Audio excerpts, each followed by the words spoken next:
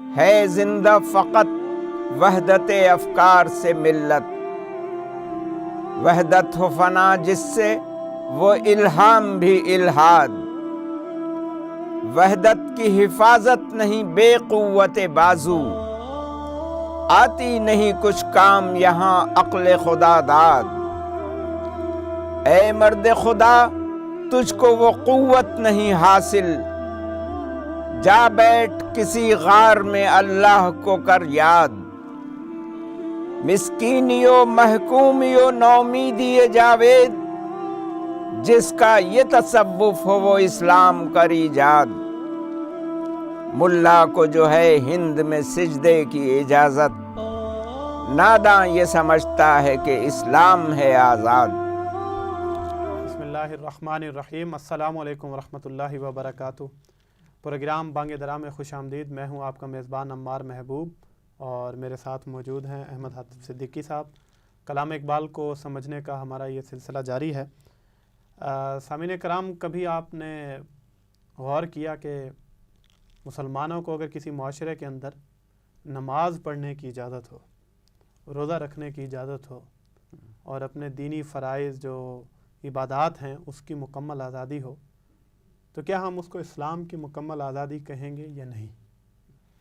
یہ وہ ایک سوال ہے کہ جس کا جواب جو ہے وہ آج ایک نظم ہندی اسلام، اس نظم کا ٹائٹل ہے ضرب کلیم کی اقبال کی نظم ہے، جس میں اقبال نے اسی سوال کا جواب دیا ہے کہ اسلام کی آزادی جو ہے وہ کیا محض عبادت کی آزادی سے مشروط ہے یا اس کے علاوہ کوئی آزادی ہے جو اسلام جس کا تقاضا کرتا ہے۔ تو میں گزارش کروں گا احمد حاتف صدیقی صاحب سے کہ آج کی نظم کی تشریح آپ کے سامنے رکھیں۔ بسم اللہ الرحمن الرحیم۔ ہندی اسلام کے عنوان سے یہ جو نظم ہے اس کا ایک شعر بہت مشہور ہے، وہ آخر میں آئے گا جی، لیکن اس کا آغاز جو اقبال نے کیا ہے وہ فرقہ واریت کے خلاف پہلا شعر ہے۔ صحیح۔ اچھا، اور اس میں لفظ ایک الہام استعمال ہوا ہے، صحیح، اس کی تشریح کی ضرورت ہوگی۔ ٹھیک ہے۔ پہلے شعر میں اقبال کہتے ہیں کہ ہے زندہ فقط وحدت افکار سے ملت۔ ٹھیک ہے، وحدت افکار۔ جی، تو سب سے پہلی چیز جو ہوتی ہے وہ یہ ہوتی ہے کہ آپ دین کو اور عقیدے کو بالکل درست طور پر سمجھ لیں، ٹھیک ہے، اور اس میں مین میخ اور چون چرا جو نکالی جاتی ہے یہ نہ کریں۔ ٹھیک ہے، فکر آپ کی ایک ہو، جیسے صحابہ کرام کی جی، فکر ایک تھی، اور وہ فکر جو ہے وہ لا الہ الا اللہ اور محمد الرسول اللہ کی بنیاد پر تھی۔ وحدت ہو فنا جس سے وہ الہام بھی الہاد، یہ جو پہلا شعر ہے زندہ فقط وحدت افکار سے ملت، یعنی قوم کی، ملت کی، امت کی زندگی جو ہے وہ یکسانیت سے ہے، یکساں سوچ، یکساں سوچ، یکساں فکر، ایک یکساں عقیدہ یہ ہو تو پھر وہ زندہ ٹھیک ہے، قوم ہوگی۔ اچھا، اور وحدت ہو فنا جس سے وہ الہام بھی الہاد۔ اچھا، الہام سے مراد جو ہے وہ چیزیں جو انسان یعنی خواب میں دیکھتا ہے اور یا سوچتا ہے یا سمجھتا ہے کہ یہ غیب سے میرے اوپر نازل ہوئی ہے، اس کا وحی سے تعلق نہیں ہے۔ وحی کو بھی الہام کہا جاتا ہے، لیکن وحی جو ہے وہ صرف اللہ کے نبیوں پر آتی ہے جی، اور اللہ کی طرف سے آتی ہے، اور اللہ کے نبیوں کے خواب بھی وہی ہوتے ہیں۔ تو یہ کہتے ہیں کہ وہ الہام جو آپ کا، یعنی آپ کو الہام ہو گیا کہ بیٹھے خیال آ گیا، ہاں یہ خیال آ گیا، یا آپ نے کہا کہ جی یہ تو غیب سے میرے اوپر یہ بات نازل ہوئی ہے، یہ اللہ تعالیٰ نے مجھے بتائی ہے۔ بعض لوگ اپنے خوابوں کو بھی دلیل کے طور پر پیش کرتے ہیں۔ صحیح، اچھا، پھر یہ کہ جھوٹی نبوت کا بھی دعویٰ الہام ہی کا تھا۔ ٹھیک ہے، تو وحدت ہو فنا جس سے وہ الہام بھی الہاد، یعنی اس قسم کے جو غیبی خیالات آپ کو آتے ہیں وہ بے دینی ہے، یعنی آپ کو اگر سے وحدت ٹوٹتی ہے، وحدت ٹوٹی ہے، آپ کو دین سے دور لے جا رہے ہیں۔ صحیح، دین تو یہ کہتا ہے کہ لا الہ الا اللہ، اللہ کے سوا کوئی حاکم اور رازق اور مالک اور معبود نہیں ہے۔ اچھا، اور محمد الرسول اللہ کہ قانون جو چلے گا تو وہ محمد صلی اللہ علیہ وسلم کا چلے گا، تو ان سے اگر ہٹ گئے آپ صحیح تو پھر یہ بے دینی کی طرف گئے۔ اور یہ ایک اور شعر میں اقبال نے کہا ہے کہ بمصطفیٰ برساں خیشرا کہ دیں ہما اوست، اپنے آپ کو محمد مصطفیٰ صلی اللہ علیہ وسلم کے قریب لے جاؤ، اب پہنچا دو وہاں تک کہ دیں ہما اوست، کہ اصل دین وہی ہے جو رسول اللہ صلی اللہ علیہ وسلم نے جس پہ عمل کیا ہے۔ صحیح اگر بہو نہ رسیدی تمام بو لہویست، اچھا ہاں اگر رسول اللہ صلی اللہ علیہ وسلم کی سنت پہ عمل نہیں کر رہے ہو تو بس پھر بو لہبی ہی ہے۔ اچھا ہاں کوئی اور طریقہ اگر اختیار کر لیا ہے رسول اللہ صلی اللہ علیہ وسلم کا طریقہ چھوڑ کر صحیح تو وہ بو لہبی ہے۔ صحیح تو وحدت و فنا جس سے وہ الہام بھی الہاد، بے دینی ہے وہ بے دینی ہے۔ اچھا، وحدت کی حفاظت نہیں بے قوت بازو، اچھا جتنے حملے ہوتے ہیں ہوں وہ ہمیشہ غالب طاقتوں کی طرف سے ہوتے ہیں اور کمزوروں پہ ہوتا ہے، اور کمزوروں پہ ہوتے ہیں۔ ظاہر ہے جس کو یہ پتا ہو کہ سامنے والا طاقتور ہے وہ اس پہ حملہ آور تو نہیں ہوگا۔ ہاں تو اب مثال کے طور پر کہ معیشت میں سود ہے ہمارے یہاں، اچھا، اور ہم جو ہے نا اس نظام کو قبول بھی کیے ہوئے ہیں، تو ہمارے اندر اتنی طاقت نہیں ہے کہ ہم اس کا دفاع کر سکیں۔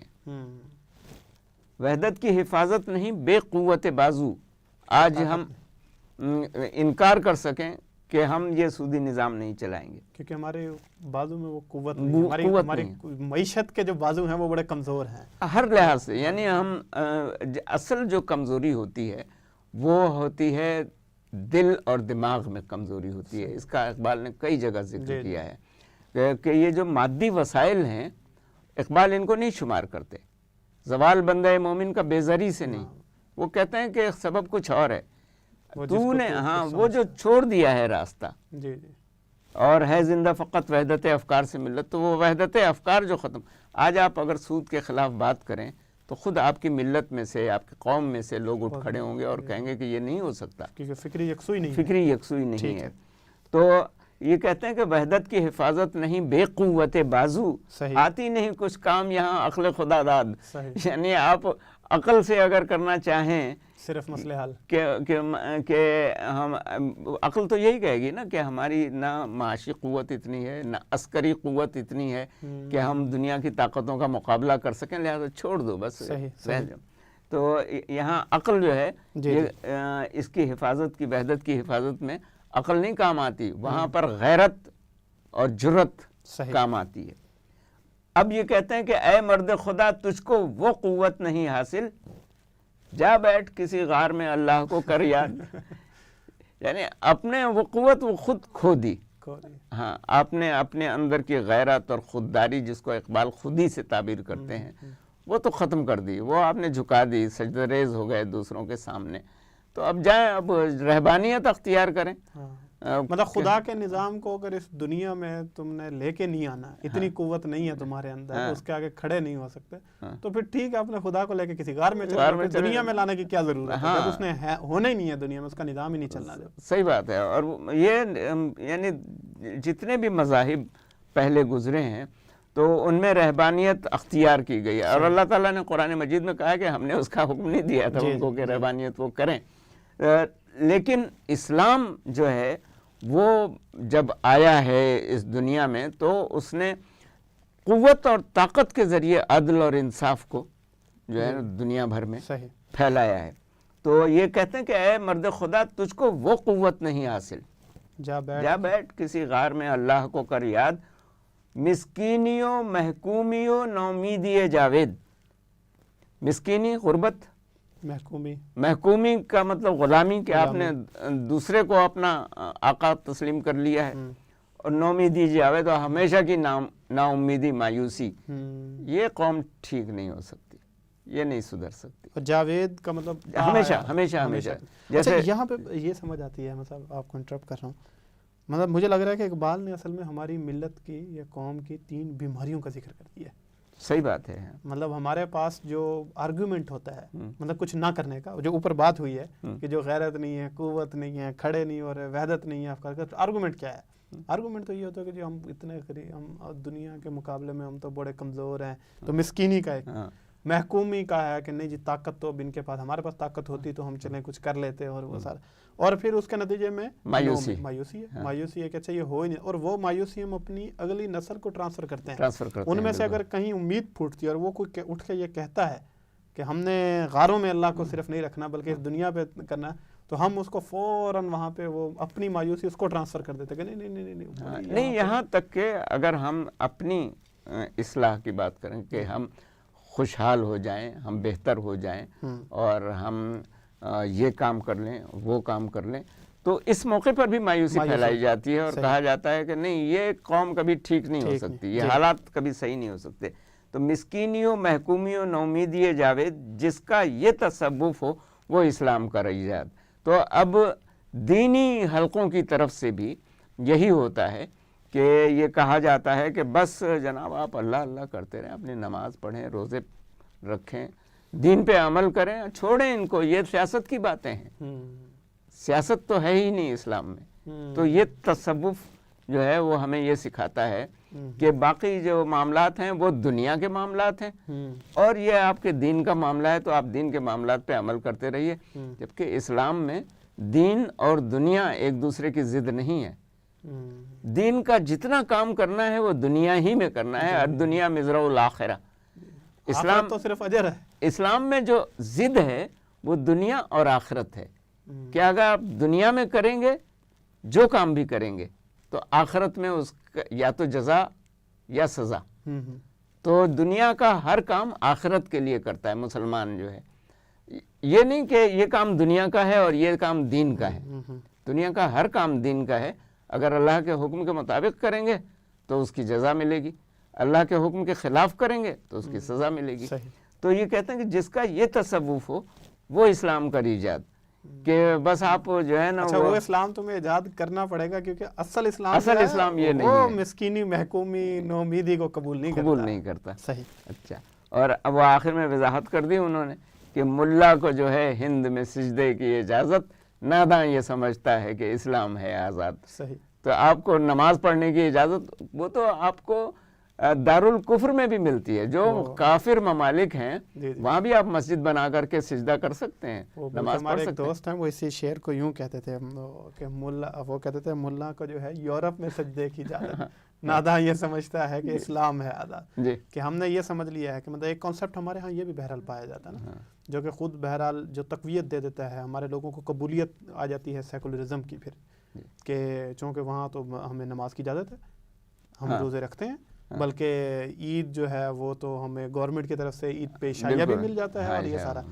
تو اقبال کہہ رہے ہیں کہ اسلام کی آزادی یہ نہیں ہے، بلکہ اس کے اوپر تو وہ عرب کے وہ بدو جو تھے اور قریش کے جو سردار ہیں وہ بھی راضی تھے، وہ کہتے تھے یہ کر لو ہمارے ساتھ، تو یہ تو جواب دیا گیا لکم دینکم ولی دین، اور ان الحکم الا للہ، کہ مطلب صرف یہ عبادت کی بات نہیں ہو رہی، نظام حیات جو ہے وہ خدا کی مرضی کا چلے گا۔